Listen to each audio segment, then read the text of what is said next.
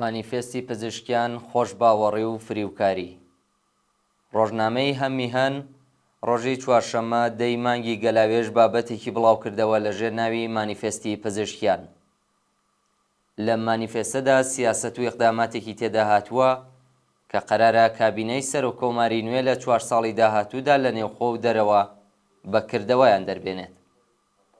پزیشکیان لە مانیفێستەدا کابینەکەی بە دەوڵەتی ویفاقی میلی ناوبردووە کە ئەرکدارە بە دابینکردنی مافی شارۆمەندان. مەبەست لە ویفاقی میلی لە ڕوانگەی سەرۆکۆماری تازەوە ڕێزدانان بۆ خەڵکی ئێران و بۆ ژنان، لاوان و قەومیەتەکان وەک دەرفەتێکی بێوێنەی نەتەوەیی ناوبراوە. دەبێ بپرسین کە مەبەستی ڕاستەقینەی پزیشکیان لە وشەی خەڵک لە پێشدا کێن؟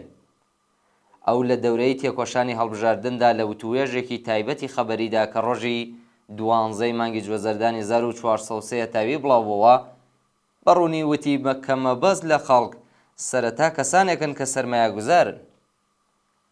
ئەو یەکێک لە ئەولەویەتەکانی بە بەشداریدانی ئەم خەڵکە و هێنانە پێشەوەیانی لە ئابووریدا و دواتر شکاندنی سەهۆڵی ناکۆکی نێوان دەوڵەت و ئەوانی زانی. لە ڕوانگەی سەرۆکۆماری نوێوە ئەوان شارۆمەندانن.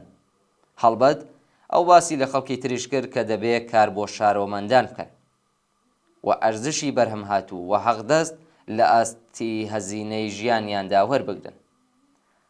پزیشکیان لە مانیفێستەکەیدا ڕوونی کردوێتەوە کە لە بارودۆخێکی کە ئەو بیری لێ دەکاتەوە کۆمەڵێک کرێکار و کارمەندی ڕەسمی هەن کە کارێکی وا ناکەن و مانگانەش وەردەگرن. ئەو بۆ ئەم کارە دوو ڕێگا چارەی لە نەزەردایە کە یەکەمیانی باس کردووە و ئەویش بە تایبەتکردن و یان هەڕاجکردنی دامەزراوە و ناوەندە دەوڵەتیەکانی و سپاردنیان بە خەڵکەواتە بە شارۆمەندان. ئەو دوو هەم ڕێگا چارەی کە دەرکردنە باس ناکات. پزیشکیان کە خۆی گوێ لە مەستی خامنەییە و لە نێو ویلایەتی فەقیەدا تواوەتەوە لە بەرامبەرم پرسیارەدا کە بۆچی وڵات لە 45 ساڵی ڕابردوودا تووشی زیلەت و نەهامەتی بووە وەڵامێکی سادەی هەیە. ئەو چەندین جار وتویەتی کە سیاسەتە ڕاگەیەنەدراوەکان لە لایەن ویلایەتی فەقیەوە بەگشتی ڕاست بووە بەڵام خراپ لێیان تێگەیشتون و پیادەکراون. پزیشکیان دەڵێ کە لە هەڵبژارنێکی سالمدا گەیشتوتەن پێگەیە. ئەوە درۆیەکی بێشەرمانەیە و هیچی تر بە پێچەوانەی ئەم ئیدعایەی هەڵبژارنی ئەم دوایە یەکێک لە مهەندیسی کراوترین هەڵبژاردنەکان بووە کە تێیدا شێوازێکی ئاڵۆزی بۆ دانانی پزیشکیان لەسەر کورسی سەرۆکۆماری تێدا بەکار برابوو.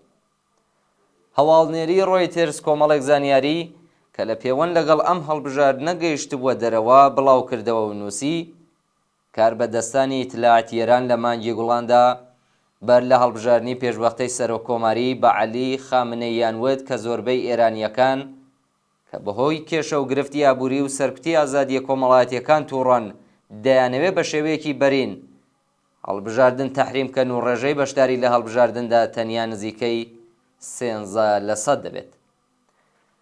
لەگەڵ بینینی ئەم راپۆرتە بوو کە خامنەیی بڕیاریدا هەڵبژاردنێکی بە تەواوەتی سازماندرا و بەرنامە بۆ داڕژرا و بەڕێوەبەرێت و مەسعود پزیشکیانی میانە ڕەو و کەمتر ناسرا و بەڵام جێی متمانە لە ڕقابەتێکدا کە لە سەرەتاوە لە ژێر سوڵتەی تۆڕەوەکاندا بوو بنێتە سەر کورسی سەرۆکۆماری. بەپێی راپۆرتی یەکێک لە سەرچاوەکانی ڕۆیترز خامنەیی لە کۆبوونەوەکەی لەگەڵ کەسانی نزیکیدا وتویەتی ئێران پێویستی بە سەرۆکۆمارێک هەیە کە بتوانێت گوشارە جۆراوجۆرەکانی کۆمەڵگە جەزب بکات بەڵام حکوومەتی دینی شیعە تووشی کێشە نەکات.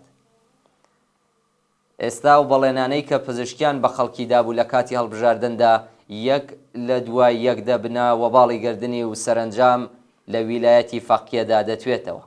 بۆ نمونە یەکەم بەڵێنی پزیشکیان لە کاتی تەبلیغاتی هەڵبژاردندا کۆکنەوەی گەشتی ئێرشادی بەرەو ڕۆی کاردانەوەی تون بۆتەوە. ڕاگەیەنەرەکانی ژێرسانسۆر ڕۆژی 10 مانگی گەلاوێژ هاوکات لەگەڵ یەکەم ڕۆژی دەست بەکاربوونی ڕەسمی پزیشکیان وەک سەرۆکۆماری دەوڵەتی چواردەیەم باسییان لە دەستپێکردنی تەرحی بەرخۆرد لەگەڵ پۆشینی پیاوان لە سەرتاسەری ئێران کرد. ڕۆژنامەی هەمیهەن لەم پەیوەندیەدا لە زمان ژمارەیەک لە دانیشتوانی تارانەوەتی کە مەئمورەکانی حکوومەت لە ڕۆژانی ڕابردوودا گوشارەکانیان بۆ سەر گیراوانی پیاو بە بیانووی شێوازی پۆشینیان زیاتر کردووە.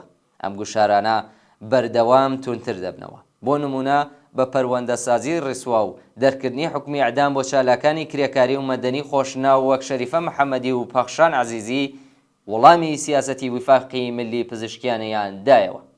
لە بارودۆخێکدا کە زیاتر لە 100 ئابووری ئێران لەژێر کۆنتڕۆڵی سوپای پاسارandایە و بەڕەسمی و بەکردەوە لە دەرەوەی بازنەی اختیاراتی سەر کۆماردایە، لە بارودۆخێکدا کە سیاسەتی دەرەوە لەلایەن شەخصی خامنەی و ڕاوێژکارەکانیەوە لەو بواردا بەڕێوە دەچێت، لە بارودۆخێکدا کە سوپای قودسی سەر بە سوپای پاسداران لە دیاریکردنی سیاسەتەکانی کۆماری ئیسلامی لە ناوچەکەدا قسەی کۆتایی دەکات، لە بارودۆخێکدا کە ناوەندە ئەمنیەتیەکان لەژێر چاودێری وەلی فەقیەدا کار دەکەن و وەزیری ئیتلاعات دەبێ بە تەئید و ڕەزایەتی خامنەی دیاری بکرێت، لە بارودۆخێکدا کە مەجلیسی شۆڕای ئیسلامی لە کۆنتڕۆڵی تونڕەوەکانی باڵی حاکمدایە و هیچ تەرح و لایحەیەک کە بە دڵیان نەبێت پەسەند ناکرێت، چه اختیارێک بۆ سەر و کۆمار دەمێنێتەوە تا بە یارمەتی ئەو مانیفێستی جێی سەرنجی بەکردەوە دەربێنێ.